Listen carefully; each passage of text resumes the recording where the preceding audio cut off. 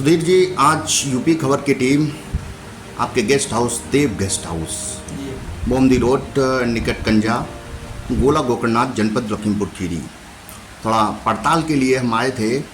मैंने कई एक व्यवस्थाएं देखी हैं जो काफ़ी अच्छी व्यवस्थाएं हैं, तो हम चाहते हैं कि आप अपने मुख से बताएं कौन कौन सी फैसिलिटीज़ प्रोवाइड कराई जाती हैं।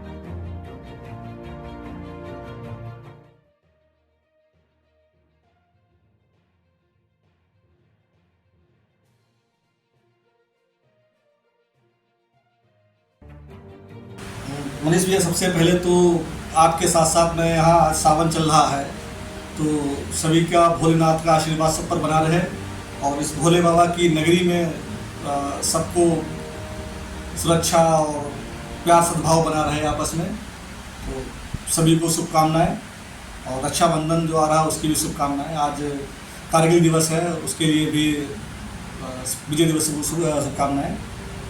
सुविधाएं मनीष भैया ये हैं कि पिछली बार जो हमने लगने की है उसके बाद थोड़ा परिवर्तन किया हमने।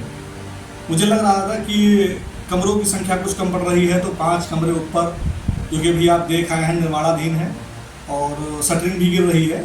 संभवतः कल शटरिंग लगनी शुरू हो जाएगी और 2 मंजिल के बाद फिर 3 मंजिल ये जो लगने आ रहे हैं उसके पहले कंप्लीट हो जाएगा। सारे रूम हमारे एसी हैं, जो रूम मतलब बनते चल रहे हैं वो सारे रूम एसी है फुल। सब पे 5-6 इंच का गद्दा पड़ा हुआ है, डबल बेड दीवान बेड पड़ी हुई है और लेटरिन बाथरूम अटैच है सब में। बात लेटरिन बाथरूम की अगर की जाए तो इंडियन है या वेस्टर्न? दोनों प्रकार की हैं। अच्छा, कुछ वेस्टर्न कुछ लोग मांगते हैं तो उसके लिए फिर वो भी देना पड़ता है। अच्छा जी। तो सबसे पहले हम ये जानेंगे कि आपने देव गेस्ट हाउस ही नाम क्यों रखा? दरअसल ये हमारे पिताजी के नाम से लिया गया हुआ नाम है। ईश्वर का भी नाम है देव के नाम से। मेरे फादर का नाम देवदत्त वर्मा था। 2020 14 मई दिन के 1 बजे को एक्सपायर हुए थे और कुछ ऐसी त्रासदी है कि मेरा जन्म भी 14 मई दिन के 1 बजे का ही है। तो उसी दिन उसी समय उन्होंने चुना जाने के लिए, तो एक मेरे दिल में ग्लानि थी। मैं सोच रहा था कि पिताजी का नाम मेरे जाने के बाद भी जीवित रहे, तो इसीलिए मैंने उनके नाम से देवदत्त वर्मा उनका नाम था, उन्हीं के नाम से मैंने वो नाम निकाल के देव गेस्ट हाउस नाम रखा। और कई लोगों ने सलाह दी कि किसी ईश्वर के नाम पर या किसी अपने बच्चे के नाम पर रखो, तो मुझे लगा इनसे बड़ा मेरे लिए कोई पूजनीय नहीं है, इसीलिए मैंने इन्हीं के नाम पर ये देव गेस्ट हाउस का नाम रखा। क्या एरिया है गेस्ट हाउस का? 8 बीघे है। 8 बीघे जी। गोला का मेरे विचार से, मैं किसी बुराई नहीं करता, लेकिन संभवतः सबसे बड़ा मेरे पास हाल है 100 बाई 4500 स्क्वायर फीट। ये मेरे पास एक हाल है जहाँ पे जयमाल वगैरह होता है। उसके बाद कमरे हमारे पास 10 हैं और खाने के लिए भी है। ग्राउंड एरिया 2 हमारे पास हैं और व्यक्तिगत निजी पार्किंग है। किसी सरकार की या रोड की या किसी अन्य पार्किंग पे मैं डिपेंड नहीं हूँ। मेरे पास निजी पार्किंग, क्योंकि एक सबसे बड़ी समस्या पार्किंग की गोला के गेस्ट हाउसों में पार्किंग लगभग ना के बराबर गेस्ट हाउसों में है, जो कि एक बड़ी समस्या है, जो कि मेरे पास व्यक्तिगत। बुकिंग प्राइस बताइए। बुकिंग प्राइस वैसे तो बुकिंग प्राइस होनी चाहिए, रखता हूँ भी मैं। 50,000 रुपये से प्रारंभ है, लेकिन कोई अगर आता है, गरीब आता है, या कोई से अभी पिछली बार एक लगन हुई थी तो उसका बेचारी कन्या के पिता का देहांत हो गया था 5 दिन पहले, तो वो फिर अनंत रेटों में मैंने की, तय होने के बाद भी मैंने कम कर दी। तो कुछ ऐसा आता है, कोई परेशान है तो उसके लिए फिर कोई रेट नहीं है। अच्छा, तो क्या आपका यहाँ बुकिंग के अलावा फूडिंग व्यवस्था भी करवा देते हैं क्या? जी, फूडिंग व्यवस्था के लिए कुछ हमारे रेस्टोरेंट मतलब जो है फिक्स हैं। किसी को कुछ चाहिए है तो मेनू रखा हुआ है, तुरंत 5 से 10 मिनट में वो तुरंत मतलब ऑर्डर कर देते हैं और तुरंत यहाँ आ जाता है। बात की जाए गुरुजी, there are lots of marriage lawns either in Gola or here and there. How will you differentiate to others to your Dev guest house?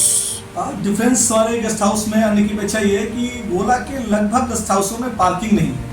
मैं गेट से ही शुरू कर रहा हूँ। गोला के किसी गेस्ट हाउस में, लगभग गेस्ट हाउसों में कार के लिए पार्किंग नहीं बची। मैं नाम नहीं लूँगा किसी का। बाईपास पे ओवरब्रिज का निर्माण होने से जो गेस्ट हाउस हैं उनके सामने से पार्किंग जा रही है, वो भी एक बहुत बड़ा प्रश्न चिन्ह है उन गेस्ट हाउसों पर।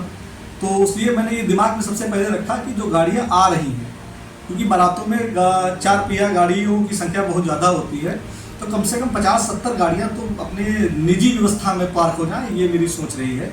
तो मैंने निजी व्यक्तिगत अपनी पार्किंग छोड़ रखी है। तो सबसे बड़ी तो ये समस्या हमारे, हम उनसे डिफरेंस करते हैं। दूसरी बात, सारे रूमों की मैंने अच्छी से पैनलिंग कराई है और सब रूमों में दीवान बेड पड़े हुए हैं, जो संभवतः किसी किसी गेस्ट हाउस में है या किस में नहीं, मुझे इतना जानकारी नहीं है, सब में मैं नहीं गया हूँ। तो किसी में है दीवान बेड पड़े हुए हैं, गद्दे पड़े हैं, कोई लोग कुछ टेंट वाले गद्दे डाल रखे हैं, कुछ लोग अटैच लेटरिन बाथरूम नहीं है इसमें, तो वो सब मैंने व्यवस्थाएं दे रखी हैं।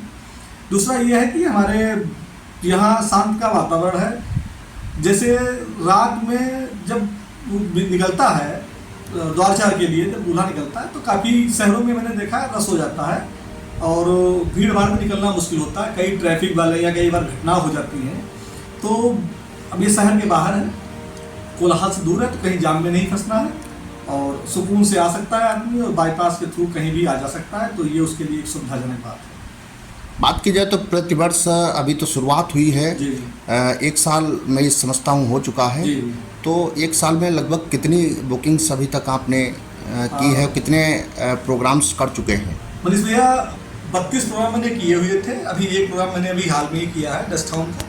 तो कुल मिला के 33 मैंने कार्यक्रम निपटाए हैं और किसी में कोई व्यवधान नहीं है। सभी प्रोग्राम बहुत अच्छे से निपटे। अच्छा। और सभी जो मेरे आने वाले थे वो सब अपने ही हैं, सब संतुष्ट होके गए यहाँ से। आजकल एक समस्या आ रही, हॉर्स फायरिंग की समस्या आ रही है, उसकी रोकथाम के लिए क्या करते हैं? हॉर्स फायरिंग के लिए पहली बात तो मैं जब तक दूल्हा दुल्हन खाना नहीं खा लेता, मैं स्वयं यहाँ उपस्थित रहता हूँ। मैनेजर और कर्मचारी तो रहते हैं, लेकिन मैं स्वयं यहाँ उपस्थित रहता हूँ कि किसी को घटना ना हो कि कोई हॉर्स फायरिंग करे। मैंने दीवारों पे लिखा भी रखा है कि हॉर्स फायरिंग या शराब पीना प्रतिबंधित है। दूसरा, हमारा गेट पे जो चौकीदार खड़ा रहता है, तो वो भी जिसके पास कोई असलाह लगा हुआ है, कोई राइफल या कोई बंदूक या रिवाल्वर लेके आ रहा, तो वो जब देख लेता है कि इनके पास असला है, तो उनको बता देता है भैया कोई ऐसी फायरिंग वायरिंग मत करना। ये इतला गेट पे ही दी जाती है। अच्छा, तो क्या सेवा भाव से, आपके ओवरऑल कहने का तात्पर्य है कि सेवा भाव से ये देव गेस्ट हाउस का शुभारंभ किया गया है? जी बिल्कुल, अपने पिताजी के नाम। तो कुछ क्या टारगेट में ऐसा भी लिया है कि साल में 1-2 शादी, 4 शादी हम गरीब ऐसे ढूंढ करके करवाएंगे जिनकी आर्थिक स्थिति बड़ी, मॉनिटरी फाइनेंशियली बड़ा कंडीशन वीक है, कुछ ऐसा रूल बना रखा है? जी, जैसा है जैसे कोई लोग फाइनेंशियली वीक हैं या किसी के माता पिता नहीं हैं, तो अभी तो हम उस प्रोसेस में नहीं जा पाए हैं, क्योंकि अभी तो हम अपना निर्माण में ही लगे हुए हैं। तो जैसे ये हम लोग, ये मेरे मन में विचार एक आया था, मैंने आपसे पहले भी जिक्र किया था कि हम लोग 2-4-5 गेस्ट हाउस जो हैं जिनसे मेरी बात हो रखी है, तो वो इससे कुछ सामूहिक विवाह का प्रोग्राम जिससे किया जाए, जिससे उनका दहेज या उनका पूरा जो है ये सब कर सके, इसके लिए हम प्रयास करते हैं। ओवरऑल क्या कहना चाहेंगे देव गेस्ट हाउस को लेकर के आवाम से?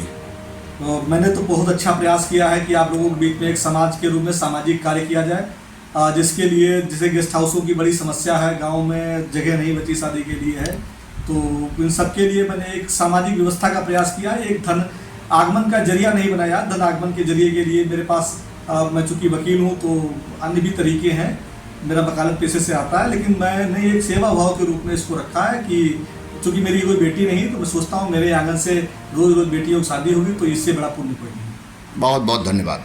धन्यवाद।